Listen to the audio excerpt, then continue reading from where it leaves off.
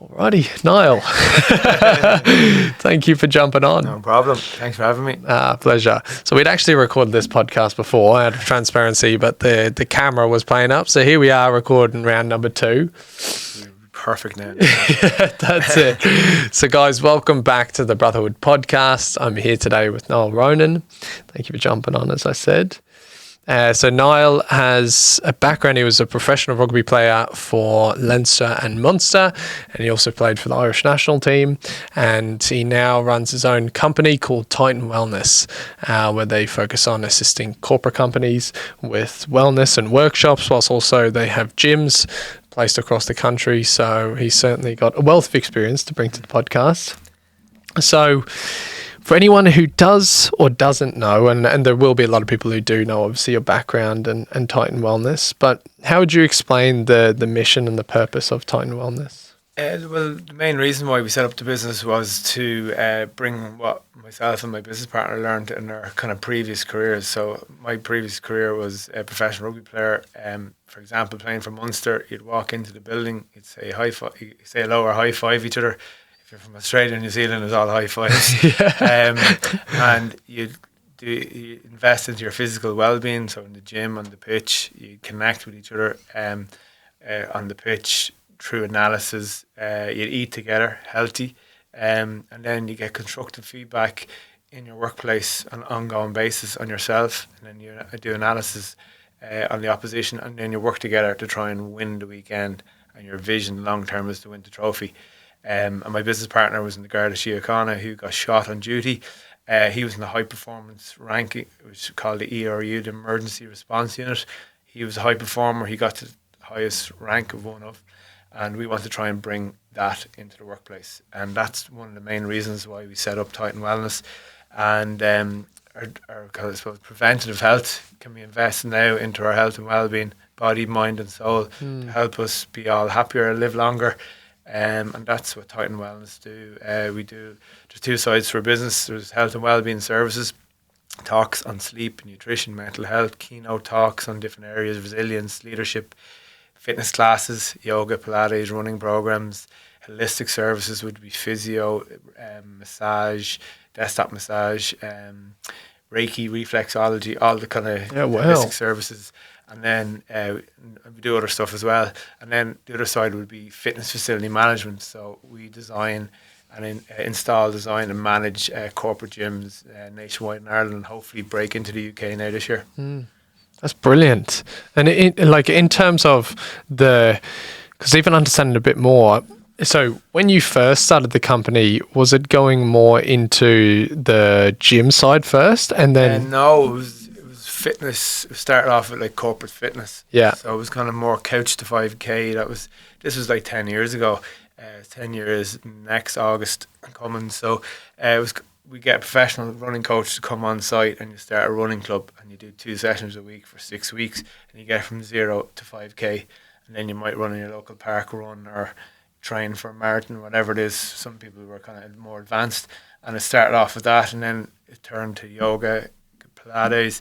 And then COVID really spiraled it, because we were service-based kind of fitness kind of company, and then all of a sudden I spotted a gap in the market that we could do talks in a difficult period. Yeah. And we got loads of experts, sleep experts, mental health experts, and we started providing supporting them through a stressful period in their life. And so it kind of evolved, that side of the business. Yeah. And the gyms, we always thought the gyms were, if you have a gym in the workplace, it saves a lot of hassle. Yeah. You can go into work, you go to the gym, have a shower, you go to work, you go home, or vice versa after work.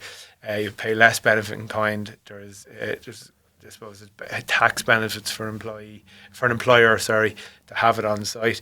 The way we do it, we lease equipment in, we do all the health and safety, all the warranties, one point of contact, turnkey solution, and a lot of corporates like that.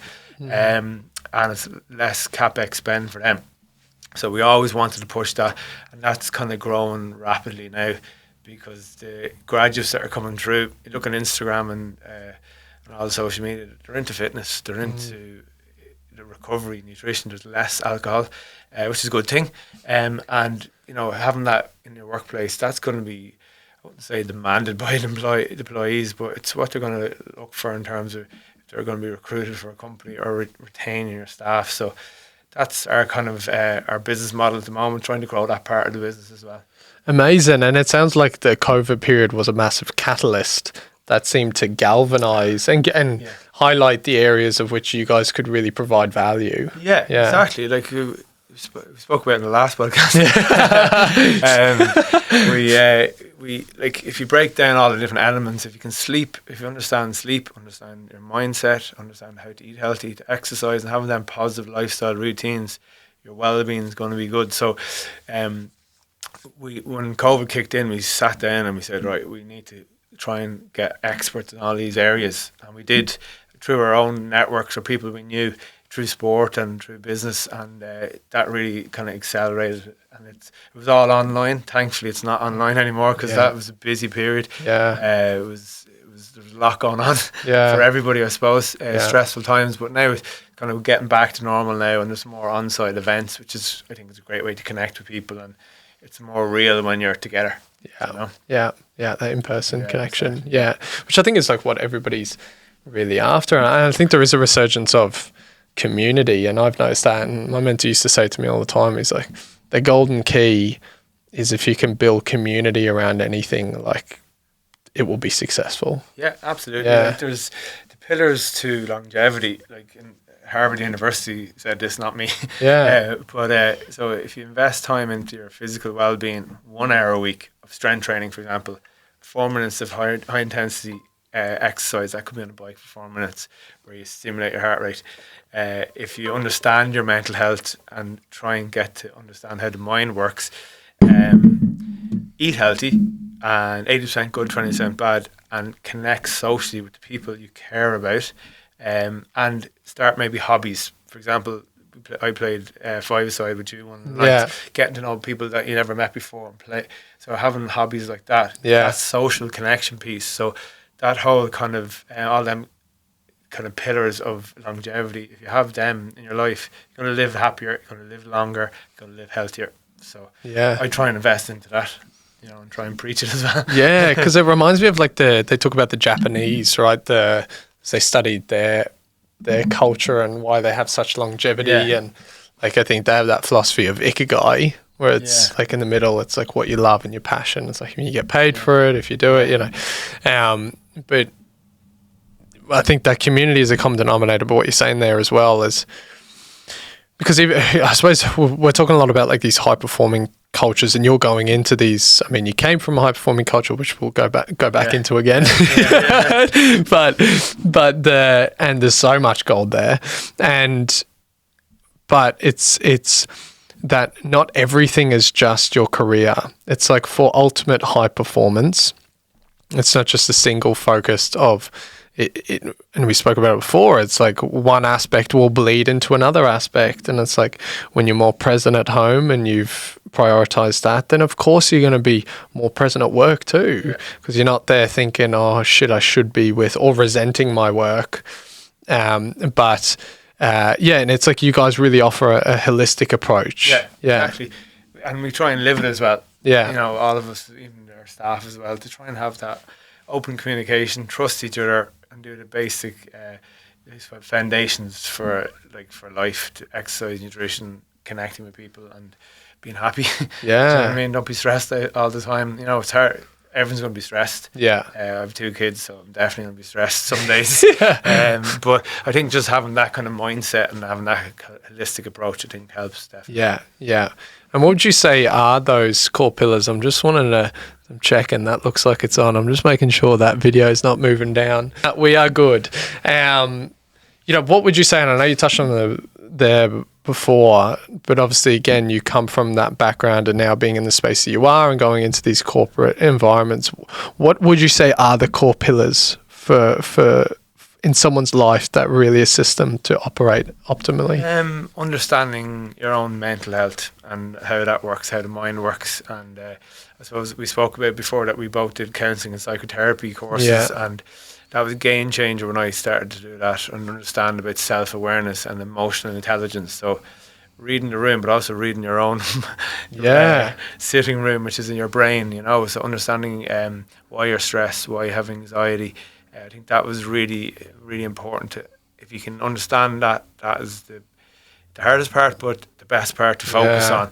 And then physical well-being, which that covers exercise and nutrition, sleep, recover. It's Harvard University's number one pillar is sleep, because your body repairs, your brain repairs. So it's very important to get that recovery in. And obviously, people who do shift work, for example, they have issues with sleep because they're irregular patterns of sleep. The circadian rhythms out of whack. It's all over the place. So it's focusing on that, and then that connection piece with the people you care about and being present there, as you said. So putting that cocktail together, I think that's a real positive way to live.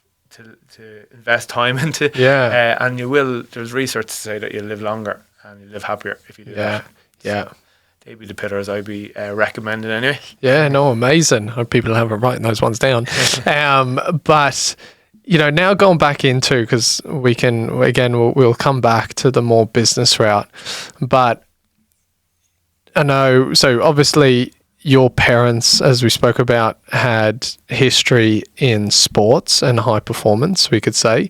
And that was what really started to form your mindset, consciously or unconsciously, to then be driven into the sports you played, which, Potentially. My dad was a scratch golfer, so a competitive golfer, likes winning. He coached me, the team I played with, which was a winning team. Yes. My mother played a bit of hockey, and she's strong mindset.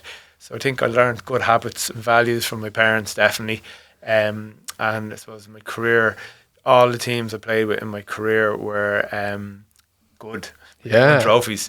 In my Gaelic team, my rugby team, my schools team were always winning like national titles. So I was constantly winning in the environment I was in. So I always wanted to win, even if I was playing with my sister's basketball or five-a-side, I want to win. So I think having that mindset was in me anyway, but I was in that environment as well with the people around me. So from my parents to my teammates, and it doesn't go away. And if you want to be professional in something, which I did, I wanted to be an inter-county footballer to play for Meath, because I played Gaelic 10 times a week, and there's only 7 days in the week. I played a lot of games of Gaelic. That's why my knees are banjacks now. But my dream was to play for them. But when I got the opportunity to be a professional rugby player, it was a dream come true. And it was because of my mindset and I wanted to be there, that probably got me to that situation. Yeah, and just a pure obsession. That's it. Exactly. But it wasn't. But and even what we were talking about before, like you didn't do it because it's like I had to. You did it because you loved it. Like your joy came out of it. I had a goal to try and be professional in something. Yeah. And thankfully it came true. Yes. And so initially the focus was the Gaelic, and then there was a lot more substantial career opportunities that then came in the rugby later on. Yeah. Exactly. So rugby was transitioning from semi-pro rugby to professional when I was 18 or 19. So rugby wasn't on my radar at all, but I did play it. I played in a local team called Delvin, and then amalgamated with Drogheda, became Boyne, and we become very successful. We got to All-Ireland finals, won some, lost some, and we kind of got recognised as a team, and then we got selected for Leinster, and that was my first kind of awareness of, Leinster, this is big, I must be good enough if I'm selected for that squad. And then rugby spiraled from then, and the game was evolving from semi-pro to professional. So I could see a window of maybe if I get good at this, I could be into the system. And thankfully I did. Played for the Irish in the 19s, and then the Irish Academy. It's now provincial academies, but it was Irish academies. And once I was in the pathway, then I got the opportunity to be a professional rugby player, and Leinster signed me for 4 years.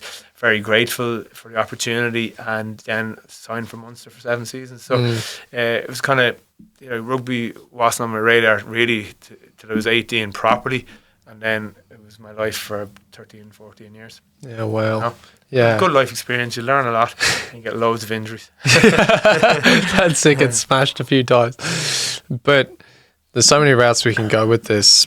but I know the real shift in mindset and culture came when you went to Munster, and talking a bit about, as we said before, is the values and the environment that brought through. Yeah, so like when I was, if you go back a bit, I played for Leinster and I'm very grateful for the opportunity to sign for them, but there was 4 different head coaches in 4 seasons. Yeah. And so I didn't come from a schools background.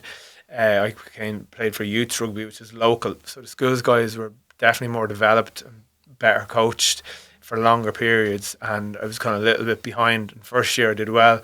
Second year, new coach comes in, and it was a fractured dressing room. Like some of the guys that are there now would know that, but they were successful after that when they got their head coach that kind of won their first trophy. But so I was coming from that, and then I was lucky. I got the opportunity to sign for Munster for 12 months, and I couldn't get over the environment. It was like there wasn't 3 or 4 leaders. There was 10 to 12 big leaders: Paul O'Connell, Ron O'Gara, Dougie Howlett, Donnacha Callan, Jerry Flanagan. There was so many of them. And I got the opportunity to play with them. But it wasn't just on the pitch. They were leaders off the pitch. They got to know me, tried to help me with the transition from moving from Dublin down to Limerick, help me with my house, invite me over for dinners, meet their parents, like stuff like that. I didn't experience that before. So that culture was like, this is a family environment. Yeah. And I want to stay here for as long as I possibly could. And I remember the head coach, Declan Kidney, who signed me, he said, "You've 12 months to prove yourself, not to me, but to them, to your teammates. Yeah. They'll decide." And that was the environment. I went straight into it, and I loved it. And I ended up staying for 7 seasons. And it was kind of life-changing for rugby, but also my mindset today was all the values I learned from the organisation to no dickhead policy, work hard, certain values, there's no egos allowed.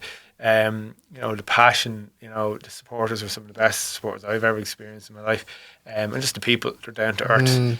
There's no, I suppose, they don't judge on perception or status, I think I was like that anyway from where I was brought up anyway. And it's like the sense of just like, we're a unit. It's not just an individual, but the connection between the team, the manager, the coaching staff, and the community around, it was just one unit. Absolutely. I remember my first year, and I was driving down the road, and everyone had a Munster top on, tracks bottoms. And the first year we actually won the European Cup, which was a great experience to be in Millennium Stadium. The roof was closed. Incredible way to start your career with Munster. But they're the best fans, and they're not very knowledgeable about the game and passionate about the game. So, it inspires you to play for them as well. So it was great 7 years. You learn. It took me maybe 2 to 3 years to actually be ready to play for Munster. I got lots of games the first couple of years, but I was physically, mentally, and technically not good enough. It took me 3 years to push for a place on the bench and then in the team in the next few years after that. So I had to go through a bit of hard yards to get there, but it was worth it. Yes, because it's who you became. And it was interesting. Then did you then become one of those? You would have become one of those leaders then when new people were coming in within the team, would you say? I was never vocal in the dressing room. I didn't have to be because there's so many guys, but my role as an open side flanker, I played number 7, where I had to, conduct the defence basically. I was connection from the backs to the forwards, from the lineouts to the scrum, so I needed to be vocal. So I led by example or vocally to get that set up, because that was my role. So I would lead on the pitch. I love getting the ball in hand, and I liked creating or maybe scoring tries or whatever. So I'd be vocal, give me the ball, or it's on out the back, or don't give it. So I was vocal on that side. It's a different type of leadership, but not in the dressing room. But I did have to do that when I went back to play Gaelic football, which was kind of a bit out of my comfort zone. So when I retired, I went back to St. Colin Kills, and I had to kind of try and show more leadership skills and call people out basically at times. And so I learned that later in my career. Brilliant. There's tying into then that journey. I suppose one thing we didn't touch on, what was it like to play for the Irish national team? It was amazing. Like My first cap was in Canada, Vancouver. Yeah, wow. It was 45 degrees. It was the hottest day I've ever. 45 Celsius. Yeah, Fuck. Yeah, it was hot. I remember I made a line break in the last play, and it was like slow motion. Yeah. And everyone was like, the humidity was crazy.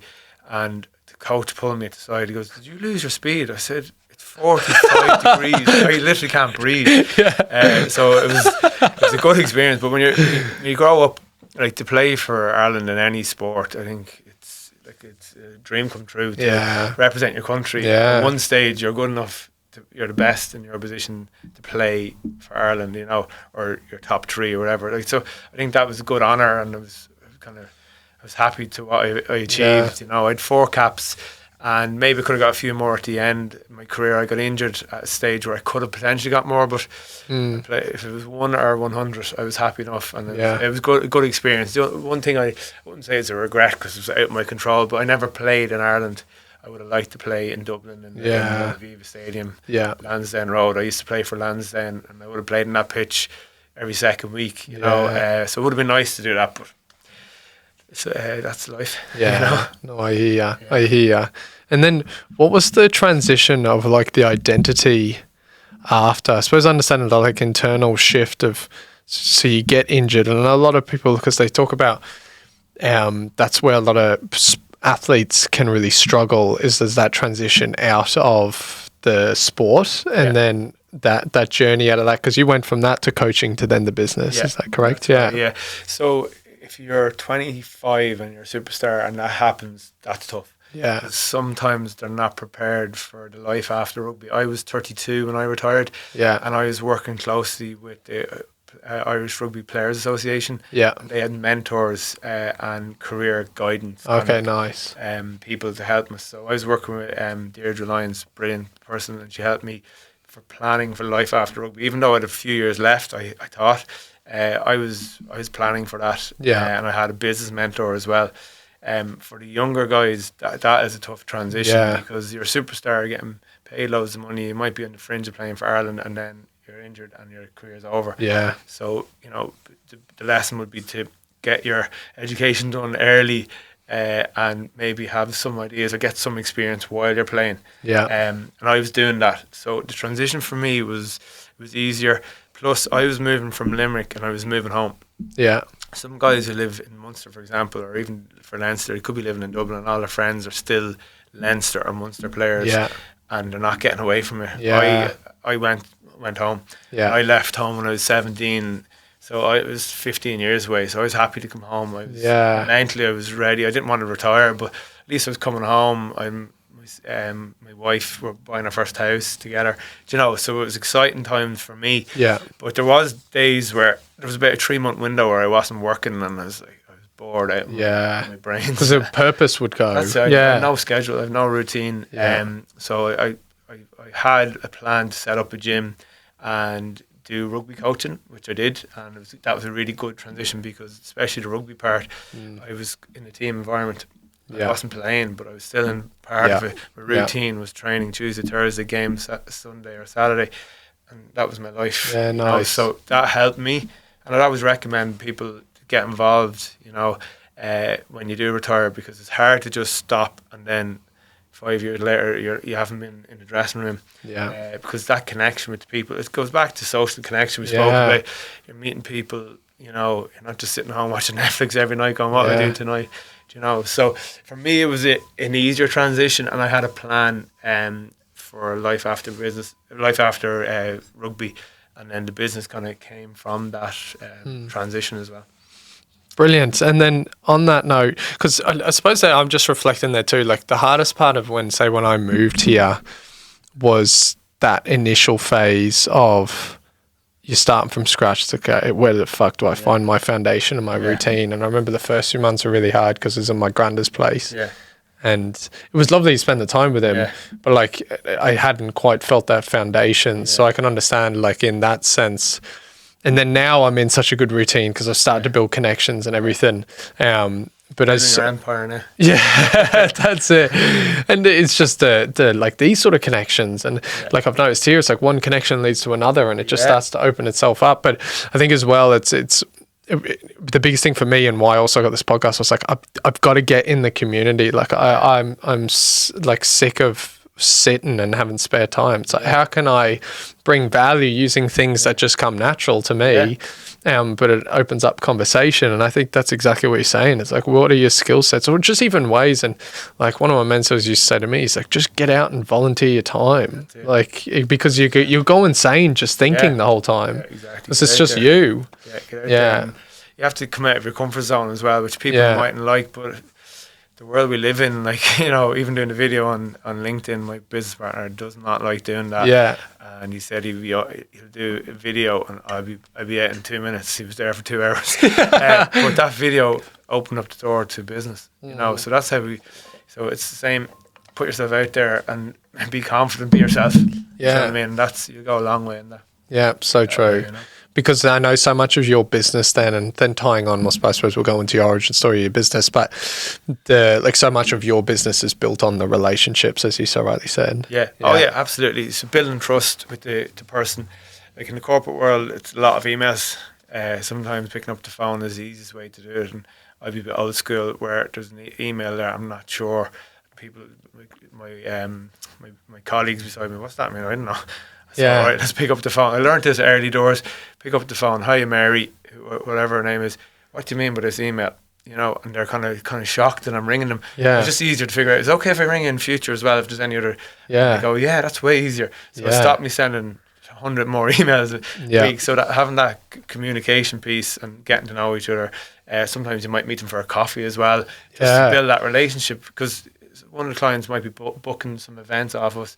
If we meet them and present to them and, you know, hand them a brochure, it's a good way to start a relationship. And then if you work together for long periods, it builds that trust.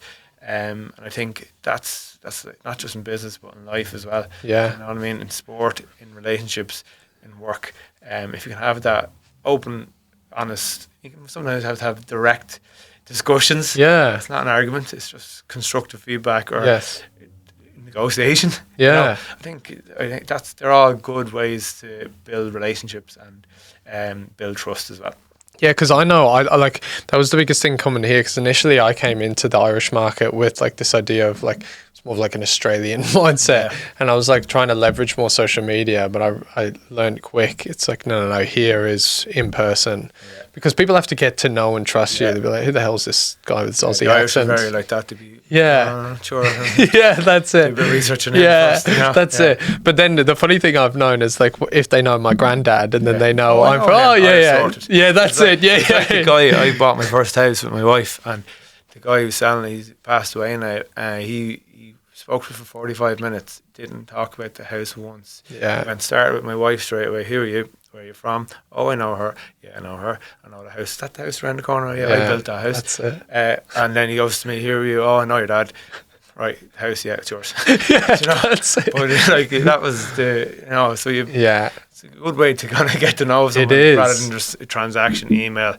Who's this? And then you're doubting yourself with the email back. You're second guessing sometimes emails. You can't take a tone of an email. You just need to find out directly and speak to the person. Yes. You know what I mean? Yeah, so it's very true. To do that at start. Yeah. You know? Correct. You know? And it is like, it's so true of the family's reputation transfers over onto everyone else, because I am grateful. Like my granddad, he had a hardware store in Donecarney and he was well known. So like anyone who then finds out I'm his grandson is like, come on in. Sorted. But on that note too, like I know then I've got a brotherhood retreat coming up, and the understanding of, well, all of those people have come from in-person connection and me going for a coffee with them or extra mile there of just genuinely wanting to build connections. And then it's like, and it's just like, hey, I've got this thing. I actually think it will really serve you. It's not that you're selling anything. You're just literally serving people. And then as a natural consequence, and that sounds like, because I'd love to know the journey of like, what was it like when you started and what was the plan, and then how's it developed to where it is now? Yeah, the plan, what I experienced in my whole life, I wanted to try and bring that into the workplace. So, great place to work. That was our first ever kind of tagline. And if you can visualize where like, this is one of the reasons why I set up. I was doing talks when I retired about physical well-being and lifestyle routines. Health and well-being this was 10 years ago. People didn't know what it was, and I was going into a corporate environment, and Mary and John worked in the same office, maybe 20 feet distance, different kind of desk, maybe different team, and they didn't know each other's name. I literally couldn't get my head around that. Yeah. There was no education on, the benefits of strength training, exercise, nutrition. Now, it definitely evolved and there's way more awareness now, which is brilliant. But I was going, this motivated me to try and educate these people, help them, create a better working environment from what I learned in my old career, and then set up a business. Because I was 35 around that time, and I was in the gym game. It is a young man's game if you have your own gym, and it's early mornings, late nights. I was starting a family, so I was opening up my mind to other options. And me and my business partner, we met by a mutual friend, kind of by default, and he had the exact same idea as I did. And I said, go away and write down what you think the business looks like, and I'll do the same. Because sometimes you can copy what you say. And we came back and we more or less had the exact same. Can we have like a suite of health and well-being services? And now they grew over time, but it was fitness, it was education, and it was that connection piece, could be through leadership training, through events, whatever. And we built a website, and that's how it all started off. And I think it's like health and well-being in the workplace is, it's top of the list for me. In terms of if you want to actually have a good culture in your organisation and you have health and well-being strategy, you're going to have happy employees, you're going to have productive employees, you're going to retain your employees. So that's kind of where it started from, and it's just evolved over the last 9.5 years now. And like what I'm hearing too is it also shows that the company cares about its people. So then their buy-in to the company is greater. Trust, because so it's all interconnected, So that's the goal was, and in fairness, there's huge organisations with lots of employees, and they're investing into it, and it's people stay there and they're happy there, and they're building relationships at work as colleagues, but also with friends as well. So it's a positive thing to do. I love my job. I love helping people, and so hopefully it continues. Because I was going to say, the question that comes to mind is, like, do you guys in the future, is it the plan just to keep it in Ireland, or do you eventually want to expand? Or the fitness facility management side of the company, so the corporate gyms where we would like design and install and manage, so have trainers on site. That's a market that we believe is going to grow, similar to health and wellbeing 10 years ago. And we're going to push that portfolio. So we're actually in negotiations in the UK and London through CBRE, which would be a facility management company, global one.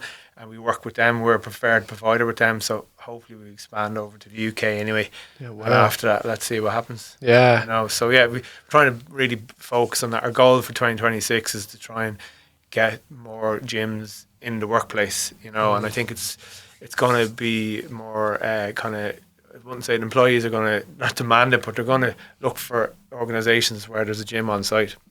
So if you go onto Instagram, there's young graduates coming out of college, they're into training, they're doing high rocks like yourself, they're eating healthy. So creating that environment in the workplace, there's huge benefits for employee, benefit in kind, there's none. You've got facilities there where you can shower, exercise and eat in the workplace. So this is where the corporate world are going. And then the employer is getting great value from what they're investing in. €2 a month per employee. Over 500 employees gives you a gym. That's all you have to invest. And obviously there's tax benefits for the employer as well. And you're going to have it create an environment and a culture by the gym first of all, and then the wellness. Sometimes we have a gym there where there's a class area, and we do the talks in there. And then the cafeteria is literally out the door on the right. So they're eating, educating, and doing the physical well-being all in one place. And they all come, they look like they're happy there. You know, I don't work there myself, but it looks like there's a good environment there, and there's always a good buzz when we go into the buildings. So that's where the growth is going to come, I think, for us, hopefully. and that's where we see it's going in the future. Because what I'm hearing is it's amazing. So it's like, as you so rightly said, it's like start with mindset. So it's like, okay, understand. I would say like, what's my character? What are my kind of strengths and where do I need support? Yeah. And then it's like, how does my mind function, and the self-awareness and I'd love to go into it in a second as well, your rituals around your self-care.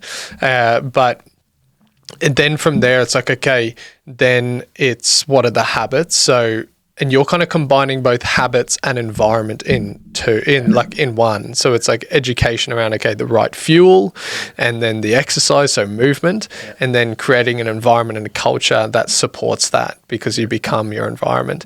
And that's also, I can see, so it's because I work a lot on like mission, right, with lads. So seeing, it's like you followed your passions, and as you followed that, exercise and sport was huge growing up, and all the lessons you learned from the Munster culture, which then flowed into exactly what you're doing today and what you're bringing in, but into the corporate world. And it's like, what would this same culture be like, but in life?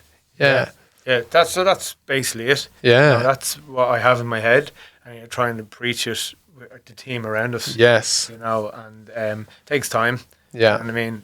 But if you can have that holistic approach to life, you're going to live longer, live healthier, and live happier. Yeah. So keep doing it, guys. Yeah, no, amen. And on the final note then, what would you say to the younger lads coming through with this kind of holistic awareness? Because I think like the culture is shifting here in the country massively. From the following your dream and the high performing environment, but then so it's kind of three parts. It's like the following your passion, the high performing environment, and then 3, the building of the business. What would you say to the lads? So like I think all the exercise part and the well-being part, it's easy to do that, I think. If you have the proper routines where you do your strength training, you do your exercise, and as you said, there's huge more awareness and people are doing that now. It's when the bad moments happen, when you come out of your comfort zone, you have to be willing to do that. Yeah. Willing to learn from your mistakes and accept that you might make mistakes or you don't know it all, because we all did that when we were younger. You're younger than me, but when I was younger, you'd think, you know better than the others when you might have 20 years ahead of you. So take advice and accept that you're going to make mistakes along the way. So that's the one hurdle that people might face for this generation. Yeah. Where years ago we'd be given out to, and it was okay, I won't do that again.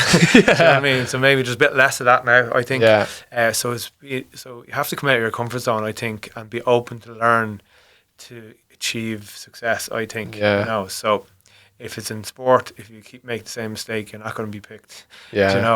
If you're not willing to learn the lineouts, you won't get on the team. Yeah. Same at work. If you constantly giving out about your boss because he's X, Y, or Z, maybe speak to him and figure out what's going on, vice versa. Yeah. I think that, and then relations comes better, but coming out your comfort zone is one thing for the next generation. Challenge yourself in that, and if you make mistakes, it will make you stronger anyway. Yeah. So that'd be one thing that stands out to me. Yeah, I love that. And I think as well what you're saying there, not taking constructive feedback personally, but being open. Because it's like you can't grow if you're not getting constructive feedback. Yeah. Like my whole career, I was told on Monday, you come in and you do 20, 30 minutes analysis of your game, and the coach will give you the pros and cons, and you work on that because they're really good. You need to work on these too. Some of the coaches say, if you keep doing that, you won't get picked. Very simple, and it was straight. Yeah. Straight feedback. I liked it like that. Yeah. So I need to get this better. Yeah. In my head, and I had a plan then. And they didn't shout at me. They didn't, make a fool out of me in front of the group. It was 1-on-1, and I knew I had one goal that week to improve in this area, or for the next few weeks, whatever it was. Yes. And I had a goal and a target, and I did that, and I actually played better. Yeah. The game improved, but they also said, keep doing that because you're really good at that. Yeah, so brilliant. Focus on my positives and told me to get better at them because they're really good. Yeah. So there was... You're motivated coming out. Yeah. Feedback, and I think we need to be more open to talk and have constructive feedback. Yeah. Like my business partner tell you, I am probably too straight. But he comes from that environment as well. Yeah. But it's not I'm giving out. It's we're having a discussion to figure out how to get it better. Yeah. In a kind of way. Yeah. and some people take offence to that, and they might, be resentful, as you said earlier on, but don't. Just let it go. Do you know what I mean? And move on with your day, And I think that's one lesson I learned in life at a young age. Yeah, and it is so true, because one of my mentors in Australia I worked with, he was very straight. Yeah. And at times it would. Yeah, at times you'd be like, oh fuck. Yeah. But he said to me one time, and it really, really stuck with me. He's like, what benefit do I have by putting you down? Yeah. He's like, my only benefit is to build you up. So he's like, now when I'm saying this, I'm doing it because I care about you. Yeah. But he just say it straight, and it's like, that's what it is, done. And I learned so much from that, because it's like, just take the feedback and move on. That's it. Not ruminate on it. Yeah. Try and take the positives if you can. That's it. And then act on it then. Yeah. Especially if it's a mentor or a coach or a manager. Now, if the manager at work is roaring and shouting at you, you can't accept that. You could reverse that by killing him with questions, from the psychotherapy. Okay? How are you feeling right now? Is it my fault or is someone else's fault? But so having that kind of constructive feedback, and just, you have to come out of your comfort zone. Like, some stress is good for you. It challenges you mentally, keeps you sharp. So I think that's it really. Yeah, and then on the last note before you finish, because you were speaking to me about the breath work that you do, and how crucial that has been from because you've got many different pillars of your life, and as lads continue to grow, there'll be more responsibilities that come online, which you are embodying now. How important has been regulation for you? Yeah, really important. So when my dream was to play for Meath GA football team. When I was younger, they were a top team, and getting there now, but that was my dream. And when I retired from rugby, I got offered to be the head of strength and conditioning with the Meath senior football team, so couldn't turn it down. I was doing I'm getting to the breathwork now, but no, it was perfect. But I was doing so it was as the head of strength and conditioning, a lot is on your shoulders, because the coach relies on the schedule, training plan, recovery, so you're nearly as close as the manager, and we work very close together. So it's a busy period. So I had my healthy lifestyle routine, which I thought I did, and I was getting up at 6 a.m, going to the gym, come home, see my family for 45 minutes. I would work from 9 to 5, trying to build height and wellness, come home for 45 minutes, drive for 45 minutes to Dunganny where Meath trained. I would then be on the pitch for 2.5 hours some nights, all depending. Freezing cold, coldest place in the world, windiest place in the world. I'd drive home, get home at 12:30, probably wouldn't be asleep till 1:30, get up, go to the gym. And I did this for a couple of months, especially during the pre-season, which is training period really. It's like it's a pre-season of hard training, and I was there at every session. And I got really sick, like really, really sick. Pale, hands were freezing cold, feet were freezing cold. I was working in the mill here in the office, and my face was twitching. Everything was twitching. I thought there was something seriously wrong with me. Went to 2 doctors, they couldn't fix me. Went on really hard medication. I shouldn't have been on it. It didn't work. And I got found a specialist in Blackrock Clinic, and I walked into the room, and he said to me, he goes, "Many hours a night do you sleep?" Because I was like white as a ghost. And I said 3 or 4, and he goes, "Right, mistake number 1. Number 2, do you what's your life look like?" So I told him it's chaotic. I have 2 jobs. I'm never at home. I don't sleep, and I'm constantly busy. I'm not present in my relationships. And my son was only 5 months old. My daughter was 2.5. And my wife was doing all the work. So they're probably stressed there that I didn't even see. And he goes, "Right, you need to quit one of those jobs." And 10 days later, the global pandemic kicked in, and I was sleeping for 8 hours a night, sometimes 9. I see my family every day, exercising the right time, eating healthy. So that was my understanding of self-care, right? And so once you understand self-care, that is awareness of looking after yourself first. I can look after myself first by not being a busy fool. I can look after my family, and then myself and my own health and so on, right? So that was self-care. But I still had I get stressed at work, especially when you're building a new business. You don't want to let the client down. Yeah. And then the pandemic kicked in, and I got an email saying there was 3 months of work completely cancelled because of the global pandemic. We don't know what's happening, and we had to pay people, we had employees. I was stressed out. So it was just after, from the sickness part, I had that sorted, and then I was like, Jesus, we're in a pandemic here. I don't know how I'm going to pay for my new house, my kids, my wife, all that sort of stuff. And I listened to a Wim Hof podcast, and I thought he was hilarious. I just couldn't stop laughing how crazy he was. And I was like, this breath work, so I'm going to try it. So I started to try his breath work. And when was the pandemic? 6 years ago? Yeah, 2020. I do 3 to 4 days a week of breath work for about half an hour. My kids get up at 8 o'clock. I do it from 7:30 to 8. And I do it just on repeat. So breathe in, breathe out for 30 reps. So good. And what I learned from it was I get complete clarity, right?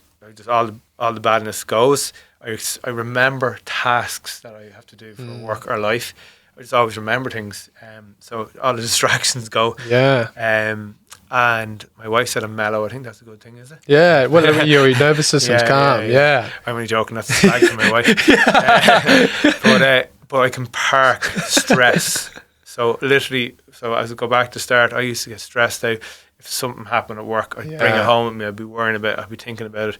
When I do breath work, there's a problem. It's over there. And I'm focused on the now. I'll try and fix it if I can't. Yeah. It's out of my control, you know. And that was one thing that breath work gave to me was it was a de-stressor. Any anxiety, it just goes. You know? And I'd highly recommend it.